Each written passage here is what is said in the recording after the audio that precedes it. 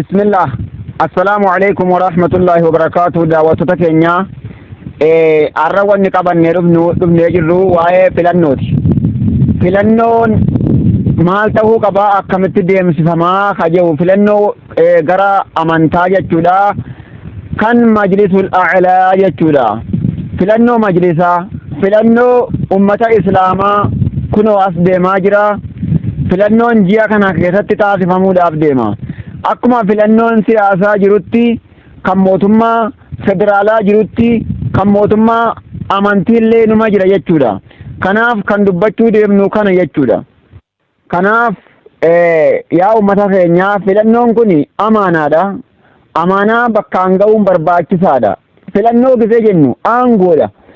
Aangoo kennuu jechuudha. Dura ta'a majlisaa warra majlisaa keessa hojjetu. Maaliif jennaan filannoon kun waan uummanni islaamaa qabatee deemu waan federaalarraa achii gadi murtaa'e hanga gandaatti hojjeta hanga dhuunfaa ga'uttillee hojjeta jechuudha. Kanaaf namni achii gadi geggeessu kan federaalarraa achii waa muudu nama sirriitti filatamuu qaba jechuudha. Kan amantaa hin qabne kan amantaan isaa yeekamaa kan amantaan isaa jechuudha ahlus sunnati wal jamaa hin taane kan akkanaa filamuu hin qabu. kan diinii irraa umaan beennellee filamuu hin qabu. Gisee filannoo jennu filannoo kana sirreeffatuu qabna jechuudha. Osoo filannoon hin gahin amma biyyoota adda addaa keessaa galmeen jalqabee jira jechuudha. Kaardiinis kennamaa jira jechuudha.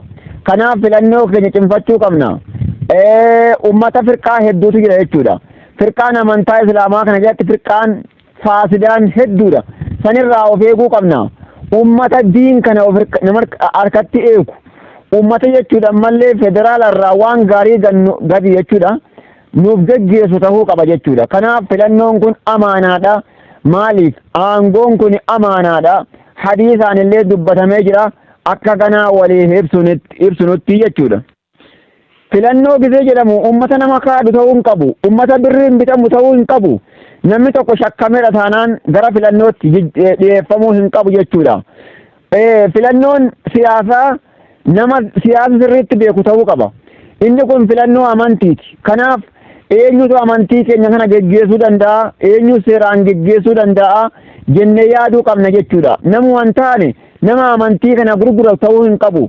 Maaliif federaala wannichi federaala imaama gandaa hin taane qalbiitti waan akka xiqqaa tokkotti gadi bu'uu hin danda'u. Amma ofirratti shuubne taanaan gadi bu'uu hin danda'u jechuudha. Maaliif waan dafee hin deebineedhaaf carraan dafee hin deebi'u hanga kana itti fayyadamuudha qabna. Egaa daawwattoota keenya osoo namni ga'umsa qabu jiru kan ga'umsa hin qabne kan dandeettii hin qabne filuun hin barbaachisu jechuudha. Nama na filadhaa jedhuttillee akka amantaa islaamaatti kun barbaachisaa miti. Amantaa mootummaa ammallee mootummaa federaalaa mootummaa siyaasaatiin wanni wal dhabu maali yoo jettan wanni isa adda isa godhu maali? Akka mootummaa siyaasaatti na filadhaa yoo jedhan ni filatama. Akka amantaa islaamaatti immoo filannootti geggeeffamuu hin qabu namni na filadhaa jedhu. Namni na filadhaan isiniif hin taha jechuun akka amantaa islaamaatti hin barbaachisu jechuudha. Akka ergaan rabbi nuu himanitti sallallahu alayhi wa sallama. Maaliif namni silumaa'uu mukti firii qabu muka of gaqqabutu firii qaba jechuudha. Mukki gisee of gaqqabu mukki sun firii qaba. Akka amantaa islaamaatti namni tokko of gaqqabe jira taanaan namni sun ilmii qaba jechuu duuba. Nama isaaf ta'u nama beekutu beeka jechuudha duuba. Ulamaa'ee keenyatti hidhannee deemuudha qabna. Namni ulamaan isiniif taha nuuf taha jechuudha. Akkasuma waliin ergaan rabbi sallallahu alayhi wa sallama maal jee man istacmala rajulan namni gurbaa shuume min cisaabatin jamaacaa keessaa namni gurbaa tokko shuummate وفي تلك العصابة من هو أرضى لله منه حال جماعة كيس نمني رب جالة جرون فقد خان الله نمني سن نمني كان في النوغد نمني نما كان في الاتي فقد خان الله ربين غني وخان رسوله ارجما لي غني وخان المؤمنين مؤمن تدل لي غني حديث كان راهدوه بنا يجودا نما علمي قبو nama beekumsa qabu namni kun nama bulcha jedhamu filatamuu qaba jechuudha. Kanaaf hadiisa kanarraa wanni hubannu nama ilmii qabu nama ummata bulchuu danda'a jedhamu jechuudha. Nama na filadhaa jedhu miti jechuudha. Osoo namni biraa hawaasa kana keessa namni dandeettii qabu osoo jiru ka dandeettii hin qabne ka rabbiin sodaanne shuumuun kasaaraa guddaadha. Rabbi ganuudha, ergamaa ganuudha, mu'mintota illee ganuudha jechuudha. Kanallee adda baafannee beekuutu barbaachisaadha. Kanaaf hadiisa keessa ni jira jechuudha. Maaliif man istacmala rajulan limawaddatin namni gurbaa shuume jaalalaaf jecha ana baluu kanin jaaladha jedhee aw liqraabatin takkaafirummaa walitti qabna dhiheenya walitti qabna jedhee kan shuume laa yastacmiluhu illaa lidhaalik sanaan malee isan shuumu firummaa fi jaalala qofaa shuumaa jedhan.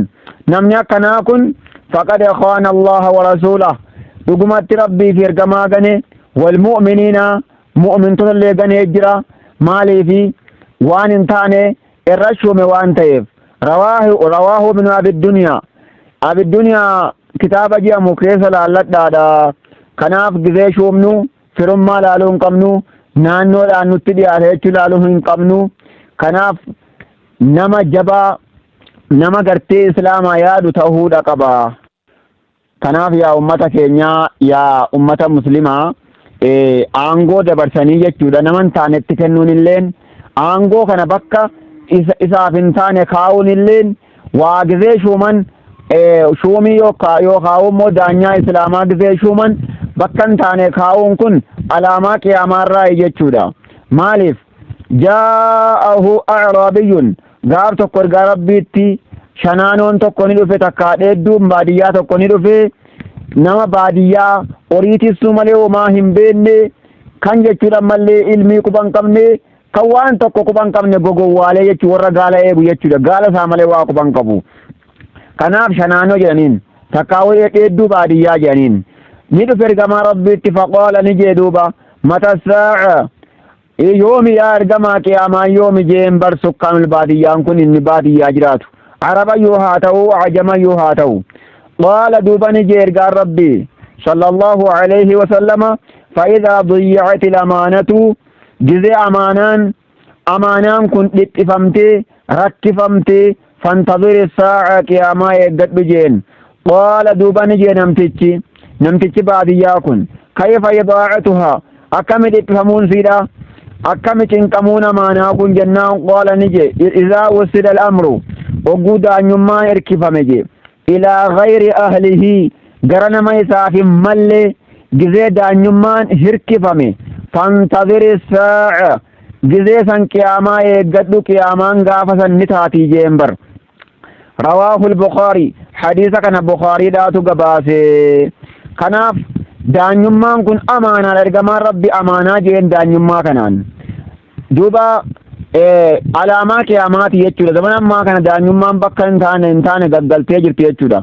Namu aslaa beekaa biyyaa dhiisanii nama wallaalaa isa kana caala jedhanii firummaadhaan aantummaadhaan waliif kennaa jiran jechuudha. San salaamaa nu haa baasu. Egaa ummata keenya akka filannoo siyaasaa gochuu hin qabnu jechuudha. Biyya hundatti geggeeffamuudhaaf taha, naannoo hundatti geggeeffamuudhaaf taha jechuudha. Nama nuu tahu nama amaana rabbii fi ergamaa eegu sallallahu alayhi wasallama nama filatu rabbi nu haa godhu. Amaanaa nurka jirullee nama amaanaa dhuunfaa bakka hin ga'u salaata kana soomana kana nama bakka hin ga'u rabbi nu haa godhu. Egaa filannoon 1447 kun maal fakkaata laata? Haala akkamiitiin geggeeffamuu ta'a? Eenyutu filatamuu ta'a? Akkamitti filatamuudhaaf ta'a? Kanaaf akka gaarii rabbi nuuf haa godhu. Filannoon kun yeroo dubbatanu akkaataa armaan gadiitti geggeeffama jedhan. Tokkoffaa ka dhiyaatu ulamoonnis ni dhiyaatan jedhan. Marii sana keessaa ulamoonnis ni qabaatanii.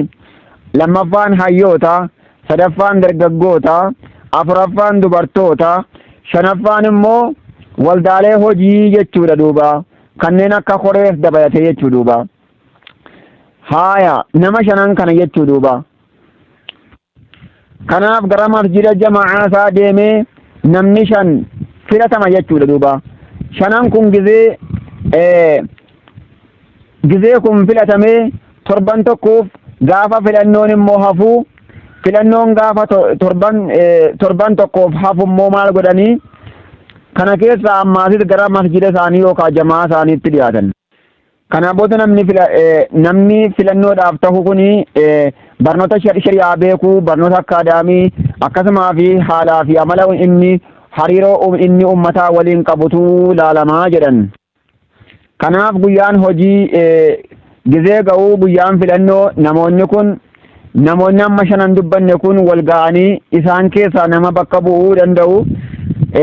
Dargaggoo keessaa nama 5, dubartoota keessaa nama 5, hayyoonni nama 5, waldaaleen hojii nama 5 jechuudha. Amma duuba filatu jechuudha. Nama 5 filatan. Ulamaa'onnis immoo walumaan jiran jechuudha haalli filannoon itti gaggeeffamuuf ta'u jedhan. Duuba kanaaf jamaa'arraa namni 5 gizee filame hanga jamaa hanga aanaatti jechuudha. Gandaa hanga aanaatti namni 5 gizee filame hanga godina haga federaalaatti deemuu danda'a jedhameera jechuudha. Kanaaf filannoon kun filannoo gaarii rabbi nuuf haa godhu. Isinin jechaa viidiyoo kana sheer nu godhaa isinin jennaa. Assalaamu alaikum wa rahmatullahi wa barakaatuhu.